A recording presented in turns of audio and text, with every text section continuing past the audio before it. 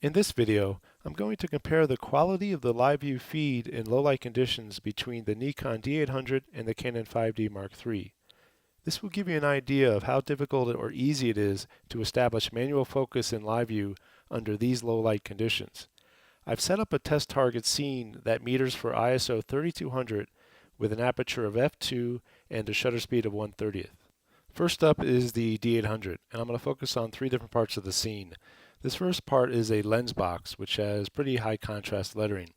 And you can see as I bring it to focus, you can tell the distinction between focus and out of focus. There's a lot of chroma noise within the feed, and this is partly because of the line skipping on the D800's live view feed, which I've discussed in a previous video, where the camera is skipping every few lines. And so not only does that affect the clarity, but it also affects the low light performance because it's discarding actual light that's acquired on the sensor. So again, for this particular part, you can see that I was able to establish focus just fine with that high contrast lettering. So here's a much more challenging part. So here's a 5D Mark III box, and it's the shutter button on the box of the photo of the camera. And you can see it's a lot lower contrast and there's a lot less detail. And so you really need to have as much detail come through on the feed in order to make the distinction between focus and out of focus. And I'm still able to do it just barely, but the noise is sort of overwhelming it because there's more shadow component within this part of the frame, and so it's a lot harder to distinguish what's in focus and out. And here I'll move to the lettering of the actual body in the photograph.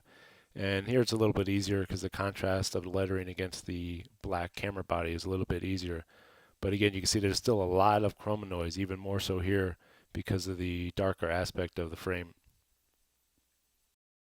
And now I'll move to the third and final aspect of the focus within this scene.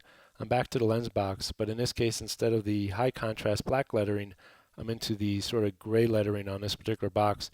And you can see with this lower light level, this aspect of the box and the lower contrast to the lettering, it's very difficult to establish whether or not critical focus has been obtained.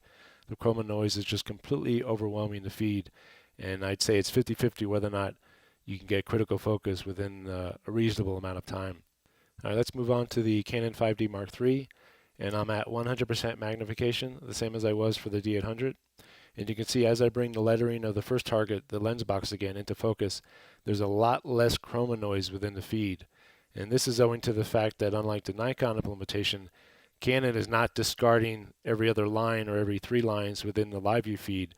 And so it's not throwing out that extra light that's being captured on the sensor within this particular portion of the frame that you're looking at. So you're getting a full 100% pixel for pixel view, and there's a lot more light coming in, and so there's a lot less noise being reflected in the feed.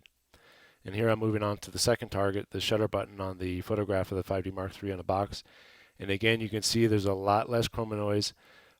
The brightness is a little bit higher on the Canon implementation. I don't have exposure simulation turned on either, and so what you're getting is an auto gain, and so the Canon happens to apply a little more gain. But even with that, you can still see there's a lot less noise within the Canon implementation. And here I'll move on to the lettering of the body in the photograph. There's a little more noise here, like there was a little more noise in the Nikon, because this is a darker portion of the scene. And so the gain that needs to be applied to keep that constant brightness is a bit more, and that's going to produce more noise within the preview.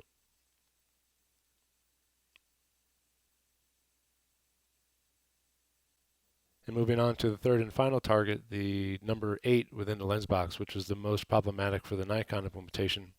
You can see here there's still a little bit more noise than the first target, but there's a lot less noise than there was on the Nikon implementation. And I can easily establish critical focus within the Canon implementation because again there's a lot less noise in the feed. Now I'll switch quickly back and forth between the two so you can see how they compare.